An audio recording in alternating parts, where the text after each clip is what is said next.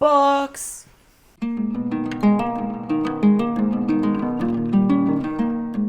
Welcome back to StoryTube. What's the story? We are here to talk about what we've been reading in the last month of May. You have quite the eclectic, I was going to say bag of books, not really, pile of books. I do. I had quite a good May. Read several books, so 6 books for me in May. Quite a good month. Mm-hmm. And the first 2 I'll just mention. Well, I guess we'll just get right into it. The first 2 I've mentioned. If you've been following our wrap ups in these last month we read videos, I've been reading some Star Wars expanded universe novels, following my own headcanon with the Star Wars universe in novel form. I'm not following anything particularly strict. I'm just going through some of the most important titles released throughout the 90s that are now considered legends. But fuck all of that label stuff. I have some canon books on my head canon list and these books. So what I'm working towards mostly is the new Jedi Order series, which is a 19-book series. There's several books before that, and I'm going to talk about 2 of those now. Enough introduction. The first Star Wars book I read in May was I, Jedi by Michael A. Stackpole. And the second Star Wars book that I read in May was Spectre of the Past, which is the first book in the Hand of Thrawn duology by Timothy Zahn. Timothy Zahn, spoiler alert for this wrap-up, I think might be the best Star Wars author so far, which seems to be a common enough opinion, at least for the Legends stuff. So obviously, reviewing Star Wars books is odd, since it's in a sense it's a bit like fan fiction, and I read these books for fun and just for a bit of comfort. Another book here as well I'll mention later that was a total comfort read, but I still want these books to be competently written, not dumb, and at least just be a fun time. Now what helped me with I, Jedi was whenever I was listening to the audiobook, wonderfully narrated by the great Mark Thompson, it's fun. When I was reading this book with my eyeballs, it's more annoying and all the flaws come out. But even with the audiobook, the main character in this book is insufferable. I hate him. It might be the most odious character, and he's not even an evil guy. I was about to say a lot of bad words there. Not that it's ever stopped us before on this channel, but he's a fucking dick. This follows Corran Horn, who is one of the Rogue Squadron fighter pilots, X-Wing pilots, introduced in the X-Wing series, also written the first 4 by Michael Stackpole. Michael Stackpole really, really wants you to like Corran Horn, and I can't stand this dickhead. He's alright at the beginning, but when he arrives at Luke Skywalker's Jedi Academy to learn how to be a Jedi and unlock his Force powers and all this kind of stuff, he patronizes Luke the entire time. His inner dialogue is like, I am the master of the universe and I know absolutely everything, and everybody is doing everything wrong because I have all the answers, and I'm such a legend. Shut up, man. Who the fuck are you? Now, I haven't read the X-Wing books by Michael Stackpole, and honestly, now I have little desire to. And this all sounds like angry nerd rage, and I don't mean it to be, because honestly, I don't take these things all that seriously. But this book was a little over long, and also very stupid. Which exacerbates these feelings of, why is this random blow-in telling Luke Skywalker how to be a Jedi when he's there to learn things and everything that Luke is doing is wrong, and he's, the most sane, measured, calm person, when Luke has already been through all of this sort of maturity, growth. Michael Stackpole writes Luke Skywalker, who's Jedi fucking master, as this emotional teenager who only makes decisions out of pure emotion and you know, is very headstrong. We've seen Luke go through that already. And this random guy that Michael Stackpole really wants to be the hero is already there, even before going through any sort of training or growth or whatever. And it just sort of annoyed me. But aside from that, the plot itself is a little silly. Cornhorn's wife is kidnapped by these pirates or something, and he wants to like go save her, but first he must learn how to be a Jedi. So he goes to Luke's Jedi Academy, and then the first half of this book is a complete retelling of the Jedi Academy trilogy. 3 books I've already read and was very up and down on. Look, I get that you shouldn't really be too shocked when you're criticizing a Star Wars book, but also, like I said, I do want them to be competently written, because I know they can be, and I know they can be fun, and you know, you suspend your disbelief and all that sort of stuff. But when too many things ask you to suspend your disbelief to the point of you can just ridicule this book, then it's just trash. It's not fun trash. Mm-hmm. You want a little bit of trashiness for the charm. Like, it's part of Star Wars, is that sort of trashy charm. This is just garbage, honestly. A lot of good stuff in here, but it's bolstered by just not thinking things through, and also a very self-righteous idiot man-child who loves himself so much, but clearly Michael Stackpole writes him as like this model of who you should strive to be as a man, you know?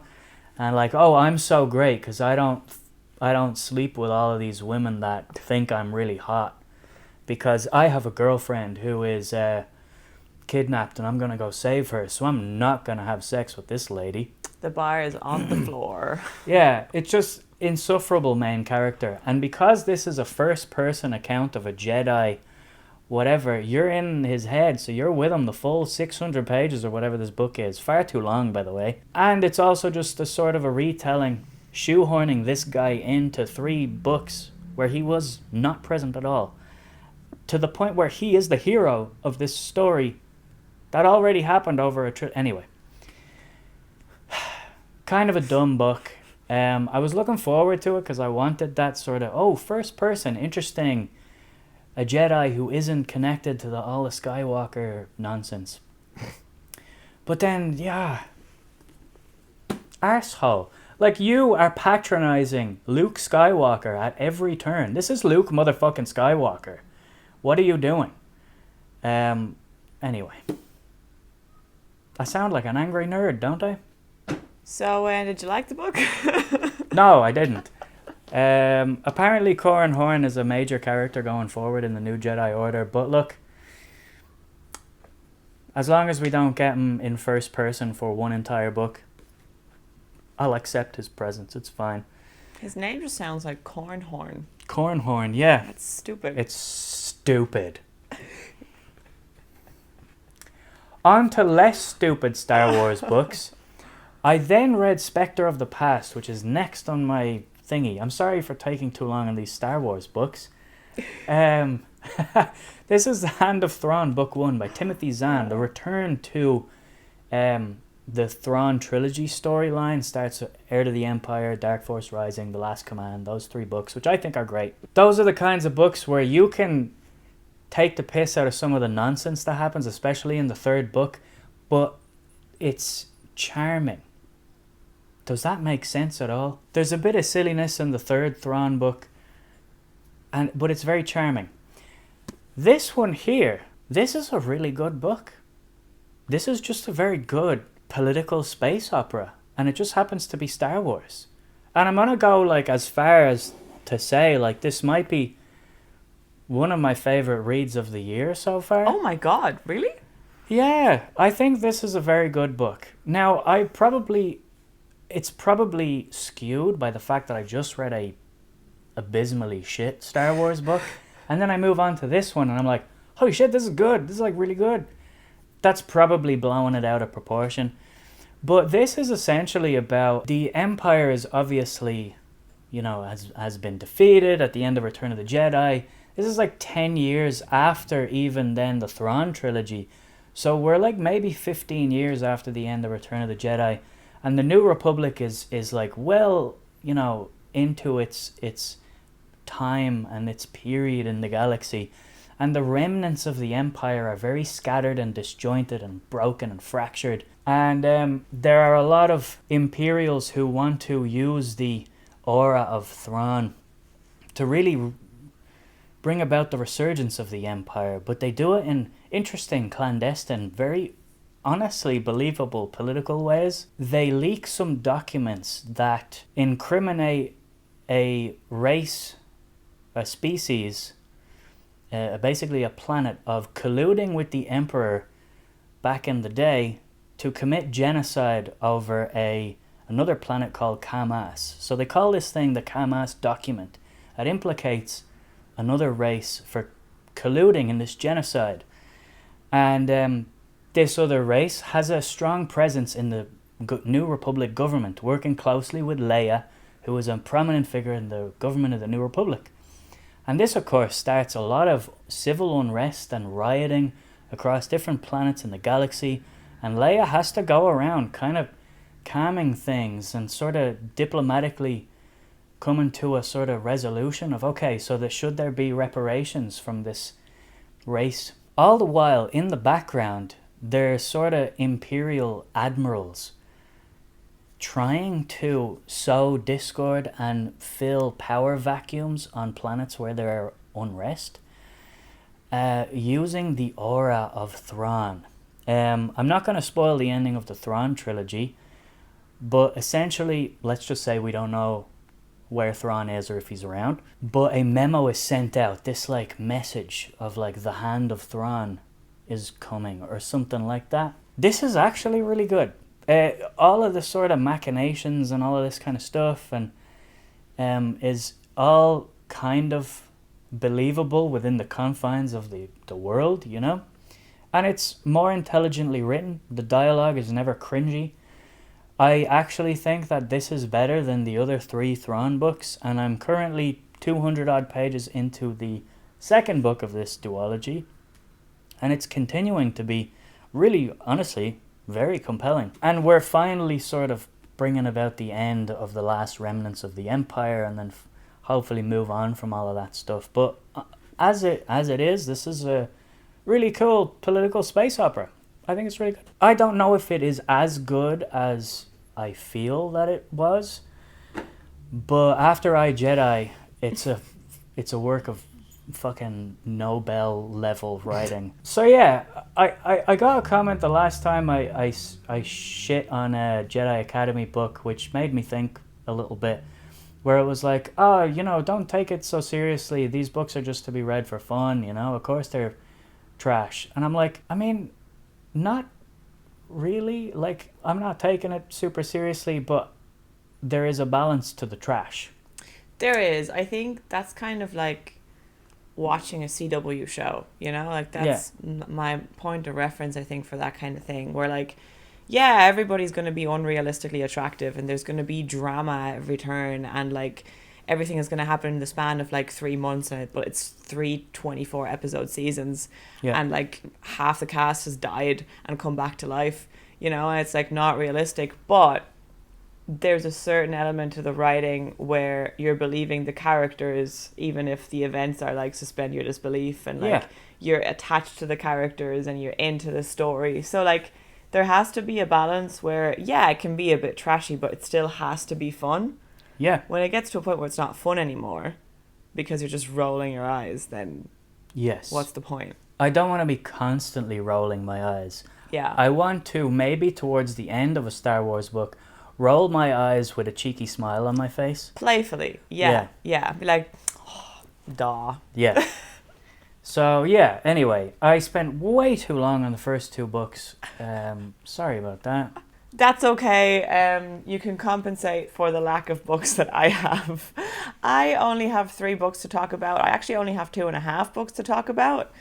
Somehow I barely read in May. This is since we track our reading with like spreadsheets and Goodreads and stuff like that, which I didn't used to do before, but in the last like, I want to say 4 years maybe, it's my lowest amount of reading ever in a month. But it hasn't come from a place of like, oh, I can't concentrate, like struggling or anything like that. It just hasn't happened. I think I blame the weather. It's been quite nice here in May and sunny. So at every opportunity that I haven't been working and it's been sunny outside, I've just sat outside in the sun. And that just makes me sleepy. And I don't audio, so I've just been listening to a lot of music and like sitting in the sun and just sitting with my thoughts and stuff. So like that's why I haven't read that much. So it's not an issue. I'm not slumping or anything. I've just been a bit slow. But I am quite happy with the 3 things that I did read in May and with the variety of them. And the first thing might come as a surprise.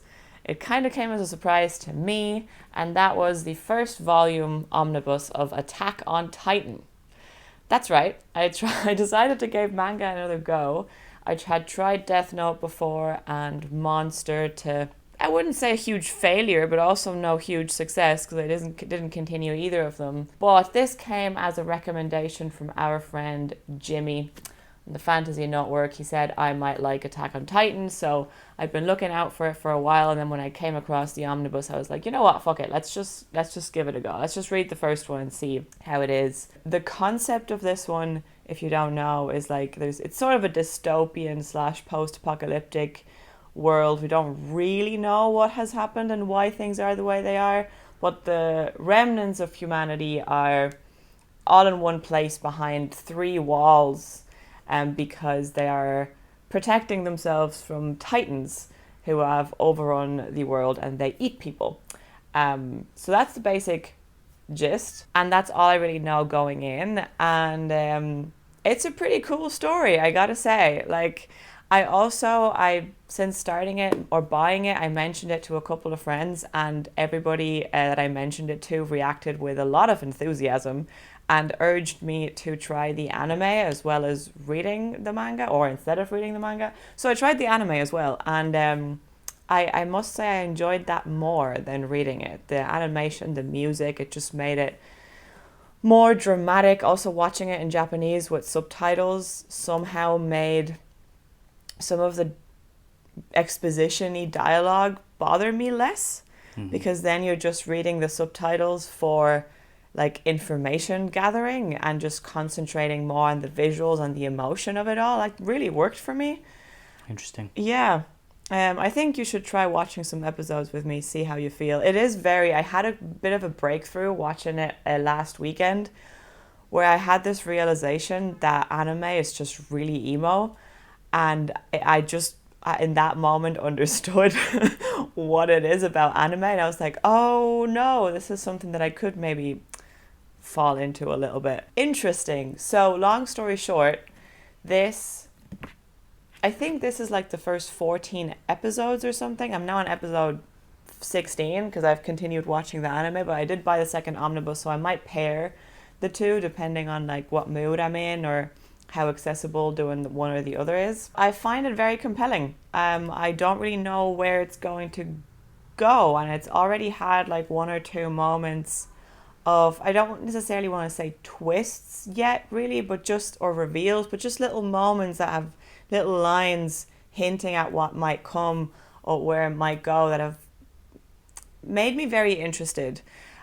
So very compelling story, very compelling concept, and that might be, if there's one manga or anime that I stick with, it might be this one. So stay tuned, it won't be the last that I talk about Attack on Titan. Probably my biggest surprise of the year so far, that I've really like been into it, and I'm excited to continue. And also the anime only has 4 seasons as opposed to like thousands of episodes, so cool. It's also finished. Very, very big plus in this case. So yeah, going from one end of the spectrum to the other, kinda, but an equally enjoyable book. I've been obviously doing my casual sort of search for the great American novel, whatever that means, but basically just reading a lot of sort of American classics or contemporary American classics. Sort of a wing as well that I've been dabbling in is that kind of side of cult fiction, kind of the stuff that has sort of a cult following, a sort of underground following. You know, that wing of, you know, literature nerds that like Bret Easton Ellis and David Foster Wallace and Cormac McCarthy. There is another author that has, you know, on the periphery of that circle that doesn't really get talked about, that honestly I've been more interested in reading because of kind of the breadth of work that he has. There's several other books of his that I'm interested in now as well. But I read White Noise by Don DeLillo. Don DeLillo, I'm not sure how to say it. Sounds Italian, probably DeLillo. Anyway, I read White Noise, which is a 1985 novel. It is satirical literary fiction, kind of becomes semi-absurd sci-fi in the second half. Think like Philip K. Dick, A Scanner Darkly to be specific. Kind of psychedelic, but always, surprisingly, extremely funny. This is a very funny book. It is also possibly, I don't know if it's a cynical book or not. Interesting. I think it's actually kind of hopeful, but it focuses a lot on death. But basically the premise of this book, if there is one really, is we have a sort of unusual, eccentric little family in suburban America. It feels like what is an alternate timeline, kind of, in a heightened satirical way. Our main character is a college professor who specializes in Hitler studies. He's the head of the Hitler studies program at this small university college in this sort of American town. And it's a town where all the families are kind of eccentric and unusual. Everybody drives a brown panel station wagon. Their 15-year-old son is going bald, but he's sort of weirdly intelligent and like kind of a savant. But everybody's just very unusual. Ultimately, at its heart, it's about rampant consumerism in modern society, the endless bullshit noise and input, white noise of the modern world, particularly with television and advertising.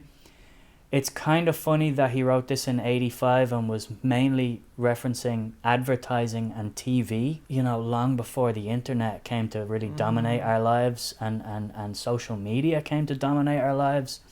So it's interesting as a time capsule of a book. But also, it made me laugh quite often. And there's quite a lot of really nice writing in it too.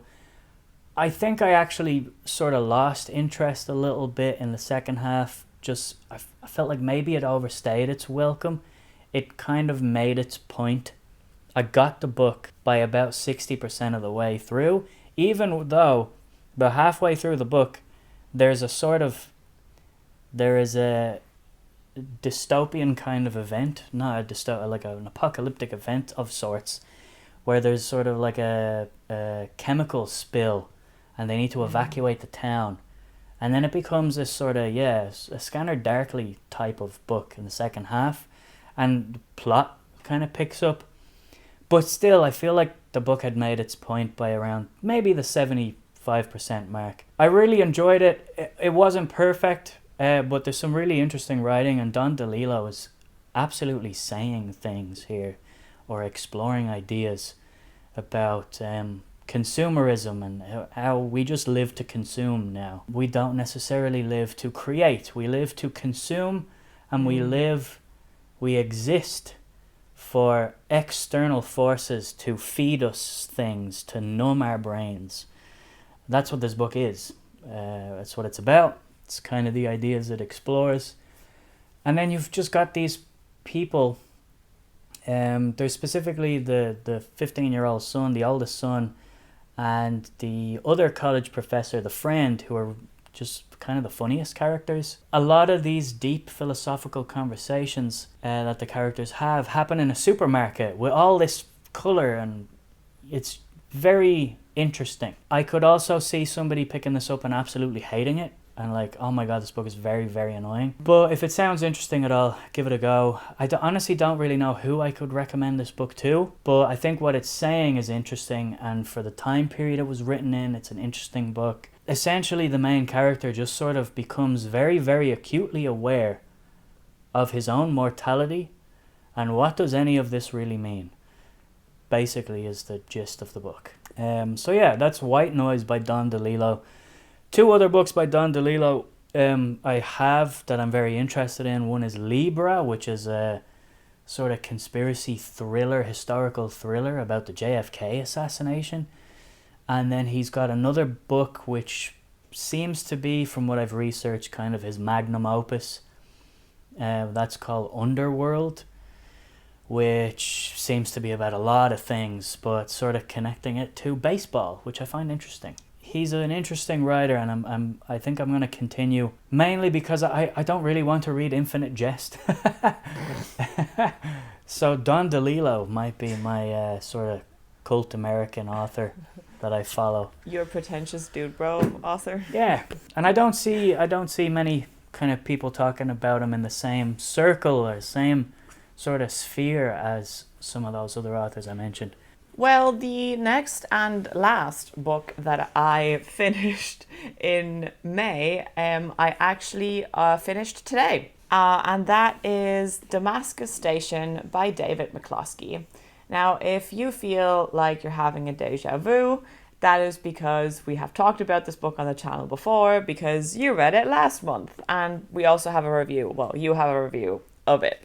So I came across this book, I want to say about a year and a half ago, maybe a little bit longer. I was working in the bookshop. I hadn't been there that long, and I had just taken over the crime and thriller section, and I was tidying one of the tables, and one of the piles on that table was Damascus Station, and a customer was passing by, and he pointed at the book and he said, "This is the best spy thriller I've read in the last 20 years.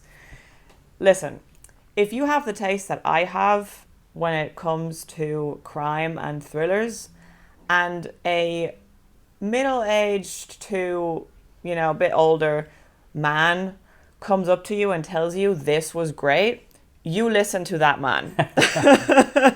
Yeah. The dads know a good thriller. This was more of a granddad, but still.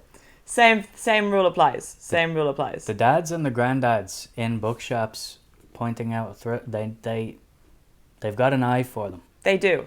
So that prompted us to buy it, because I went home and I told you about it, and I was like, hey, this David McCloskey guy, he was actual CIA, and now he's written a book about the CIA, and it's set in Syria, and like, isn't that interesting, like as a premise anyway?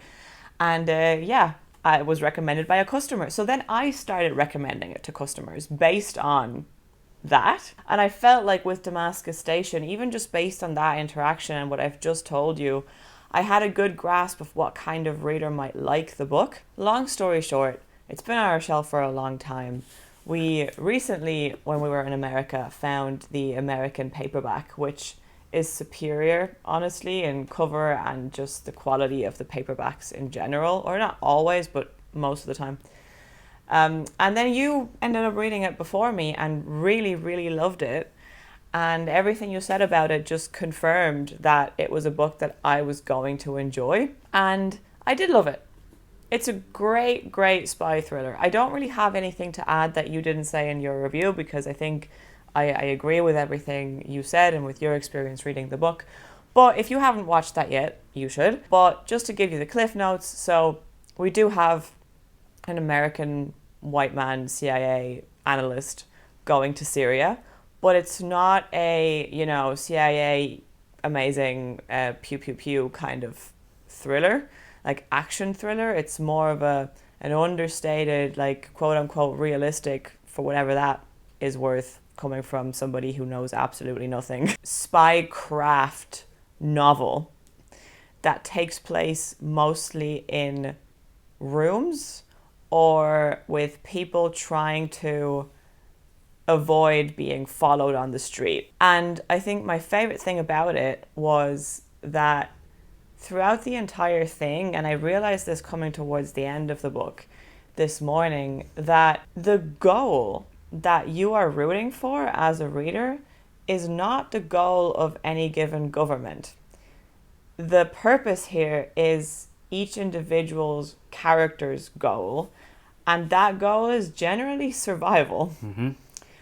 So you are rooting for individual characters to succeed, even though sometimes that means contradictory things. And it's not really about the bigger picture of what the CIA wants, or like why the CIA is doing what it's doing, or like what the regime wants. And it's about what the main characters of this book want and need at any given time, and what their choices are, and what the best choice is that they have, rather than the best choice hypothetically in a perfect world, or the perfect choice in general. And I really liked that. I think that was very real, and made it a much more complex, nuanced, interesting novel that I think people can enjoy even if you don't think that you're into thrillers, because I would just call this a novel.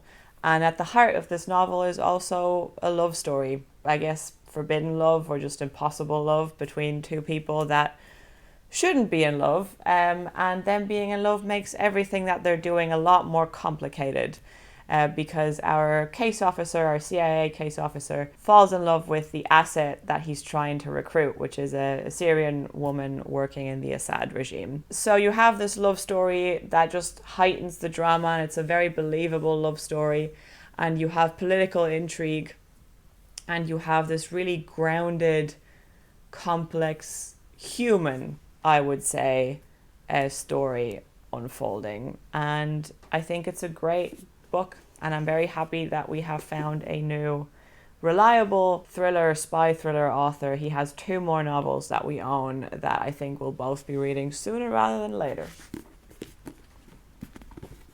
Yep, that's the second one. Excited for that. My next book is one of the best books I've read this year. I have a video review of it as well if you want to go check it out and see more on my thoughts on it, so I'll try not to spend too long on it here. That's Minor Detail by Adania Shibli, who's a Palestinian author, and this book is set in 2 timelines. There's 2 sections of this book. It's about 112 pages, and each section is about 55 pages. The first half of the novel is set in August of 1949, in the early days of the Nakba, which is essentially the ethnic cleansing of the Palestinian people that happened.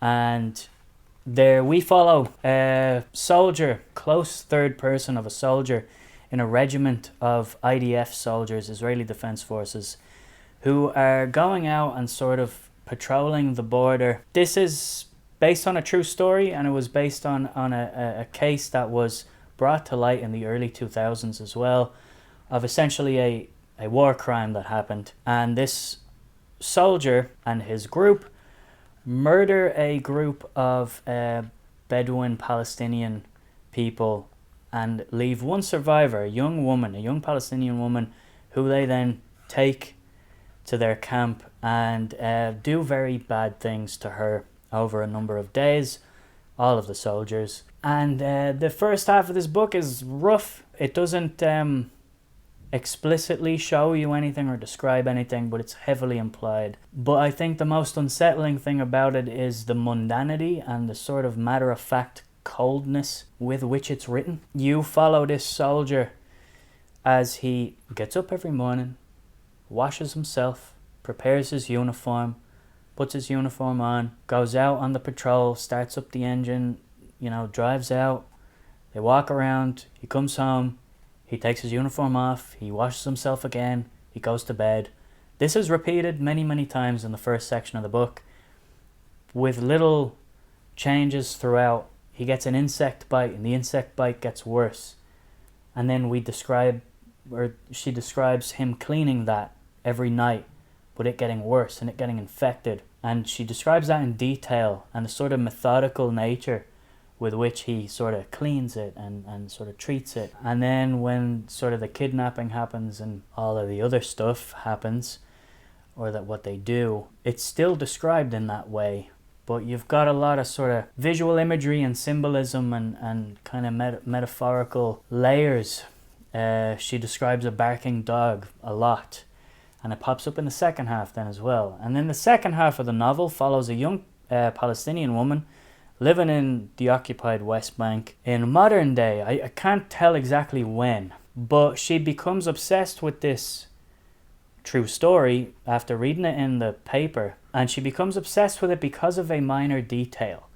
The fact that it occurred 25 years before the date of her birth. Maybe this is set in the 90s or something like that. I can't quite tell. You do the maths. Because can't quite tell how old this woman is either. Yeah, it means she was born in 74. Yeah. That's all we really know. Yeah. And she becomes obsessed with this, and she wants to get to the truth of it, and she wants to know what happened. Why don't I know about this? What is the significance of this minor detail of history? What does it really mean about what we're told about situations and conflicts and all this kind of stuff? I think this is a really, really intelligently written book. It's very simple, but all of the simplicity is filled with kind of cleverness, and I just think it's a really important book as well. I understand if, you're watching booktube and you don't want, to read sort of political fiction. This is overtly political fiction. I just think it deals with what it's doing extremely effectively, and it's just a very, very, very good book. Don't have much more to say about it. I go sort of more in depth in the review if you want to check that out. If you don't want to be reading, political fiction, you just want sort of entertaining, fun books, don't read this. But yeah, if you're in any way intrigued by it, give it a go. I think it's the kind of literature that is thought-provoking, provocative in a sense as well, just challenging notions, ideas, challenging what is said in media, challenging truths. It does what art is supposed to do, art of this type. It's one of the best titled books I have ever read, I think. I think that minor detail can refer to so many things within the book. Yeah. And it is so precise in how it's written, and every detail, every minor detail in it matters. Even though when you look at the premise, it's about this minor detail of history that doesn't matter, right? Because people are not talking about it, but it matters to her.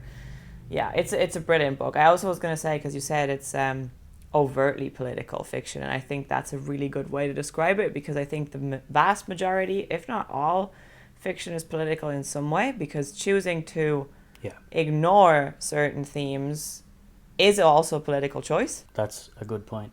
But this is overtly political. This is setting out to be political, and it will also be picked up based on that, whether that's the intent or not. I also think that your review is very good. Oh. So go check it out. So that's it in terms of what I finished in May, but I did want to talk about a book that I'm currently reading, just because otherwise I won't get to speak in this video, but also because I'm having a good time with that book. And that is The Stardust Thief by Chelsea Abdullah. And this is a fantasy book based in and around the Middle East. I mean, it's a secondary world, but in terms of its influences. And I'm about halfway through, a bit over halfway through, and now I haven't picked it up in a week or so. That's not because of the book not being good or not hooking me or anything. Like I said, I just haven't been reading all that much, just not spending that much time reading. And about a week ago, I decided, okay, let's finish one book first and then the other, so I can tick those boxes. So I decided to focus on Damascus Station first. So that's really the only reason. Attack on Titan kind of took over, and then that happened. And so it's not at all indicative of my enjoyment of the book that it's taking me the entire month to read half of it. But the reason I picked it up is that I was kind of craving, before already, but especially I think then reading Dead House Gates, I was like, I need more fantasy with deserts. And also I was craving reading something in general, but specifically a fantasy written by somebody with a different cultural and mythological background that would inspire said fantasy. I don't want farm boy, kitchen boy goes on a quest in medieval England. I love that. I do. But I was craving something different. And this has been on my shelf for a while. And it is inspired by 1001 Nights. At sometimes it's like almost verging into retelling territory of 1001 Nights, which is really, really cool. So the concept is like we are in a city in a desert, and our main character is a midnight merchant. She is a merchant of forbidden magic and objects with like special powers and things like that. She goes by a pseudonym of sorts, and she's quite mysterious, and like her family was murdered when she was younger. We don't know a whole lot about the background of why that happened. I suspect that we're going to find out. And she has a companion who is secretly a djinn, and djinns are hunted in this world. That's essentially the setup of it. But we do have a lot of references to like 1001 Nights, and I'm sure there are some that I'm not even picking up on. There's the obvious like Aladdin kind of thing, but there's also like Alibaba and the 40 Thieves, and I'm really enjoying those bits. That's exactly what I wanted, just that different influence on the fantasy world, which is just really, really fun. There's also a lot of like terms that I read and I'm like, is this like a made up fantasy word? I feel like this is actually just Arabic, and I look it up and I'm like, yeah, it's Arabic. And then I started just looking up those words, which has also just added to the experience and just being fun. Just kind of like John Gwynne just uses Irish for the giants. And then here, I mean, it's not the same thing because I would assume Chelsea Abdullah probably speaks Arabic, but it's just a cool, like, different influence on the story. So that's really cool. In terms of the story itself, I'm enjoying it. I wouldn't say it's something super original if you break down the actual story mechanics and the characters, but very enjoyable, competently written, and just has exactly what I was looking for in terms of the different type of setting and type of magic, and it just feels a little bit more fresh.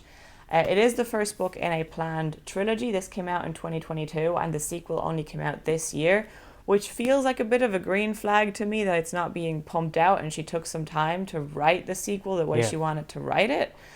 And there's going to be a third book. So based on what I've read so far, I will absolutely be continuing, and I will be focusing on it now. So I should be finishing it in the next couple of days. And I'm excited to get back into it because I feel like we're getting into the meat of the story. But it was kind of making me want to go back and like read 1001 Nights, because I had like kids versions and things like that my mother would have read to me when I was a kid.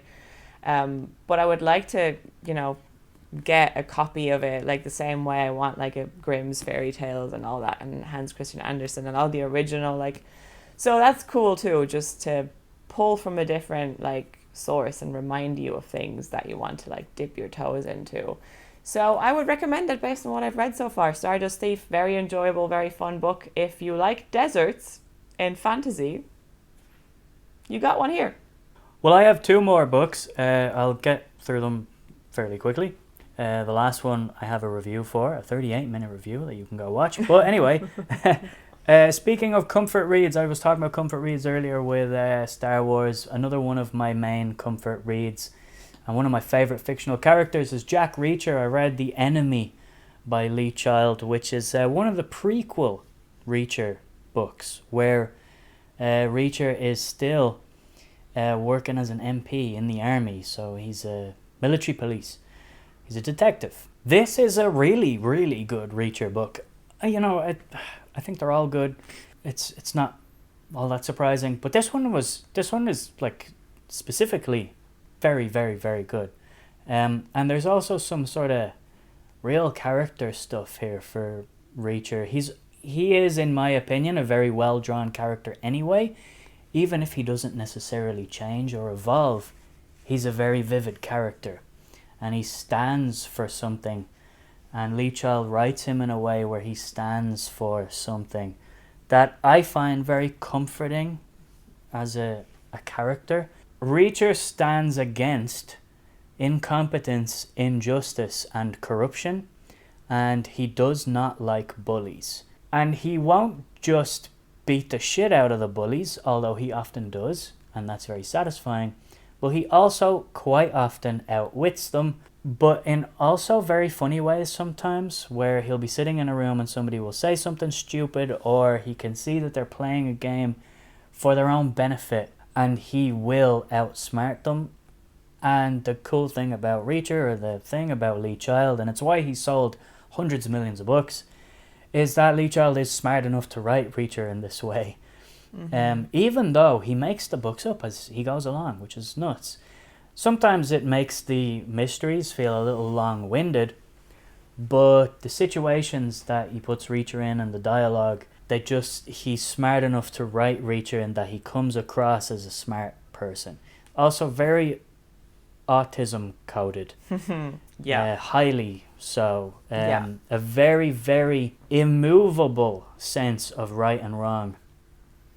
And in this one, there's one particular scene that kind of just immediately now makes it kind of one of my favorites of the bunch. Is a scene where him and his brother Joe, who is still alive, Joe is Reacher's brother, who is dead in all the books because he dies in the very first book. So he's still alive here because this is a prequel set early on in New Year's Eve to New Year's Day, 1990. The two of them go to Paris to visit their mother, who's French. So it's a very nicely well-written scene where Lee Child suddenly gets kind of poetic. He's very well known for his sort of terse, simple, logical prose style because he's writing in Reacher's voice, and Reacher is a very logical dude. No nonsense. There is no extra word where there ever needs to be. But this scene with their mother, suddenly he gets a little more poetic, and even in the dialogue and in the prose, and it's just a very nice little touching scene. And again, very simple. It's only a couple of pages, but it's nice, and you get a little bit of that sort of vulnerability in Reacher, which is why I liked it. But other than that, it's also a very, very cool, gritty crime mystery where there are several murders happening in and around the army, and a lot of, army covering up higher ups and sort of office politics where people being stationed in other places to get them out of the way because some people who are out for themselves know that person is not corrupt, so we got to send them somewhere else so we can continue with our corruption. And Reacher just gets a little disillusioned with the army in this one, even though that's the only family he knows, really, outside of his mother. Yeah, so it's cool. It's going back and reading the prequel. I'd never read this. And yeah, I think this is just a really good book. It's a really, really good crime thriller. And the very last book, I am not going to say too much about it because you can go watch my review. 9 minutes of non-spoilers. But I'm back to Malazan. Book 6, The Bonehunters, was read. I really liked it. It's not perfect. I have some criticisms, but this is also an insanely epic book where so much shit happens. I think that all of the Malazan books have a specific theme that they look at, and this one to me was about being lost and also about fanaticism and falling into it, and being tricked by it. And also very interesting. And another sort of very overtly political Malazan novel. The last couple now have, really been sort of diving into that. Midnight Tides, and this one especially, he's zoning in on these kinds of ideas. And yeah, I thought Bonehunters was excellent. I think it was a little bit too long and a little bit too fractured, disjointed, and aimless. A little bit in the final quarter of the book. But I think the ending is really, really great. But yeah, and sort of the final book within the book, I thought it was a little too all over the place. I got a little numb. But honestly, it didn't affect my overall opinion of the book because there are still 900 other pages of this 1250 page book that I thought were outstanding. So yeah, that's Bonehunters. If you want more of my thoughts on this book, go check out my review. And I'll be continuing on, obviously. Excellent variety. Yeah. Yeah. What was your book of the month? Minor Detail by Adania Shibley. Well, Damascus Station. As always, let us know in the comments what you've read in May and how your month was, and if you've read any of the books that we read. And like the video and do all that stuff that YouTubers tell you to do, and we'll see you next time. Goodbye. Thank you for watching. See you next time.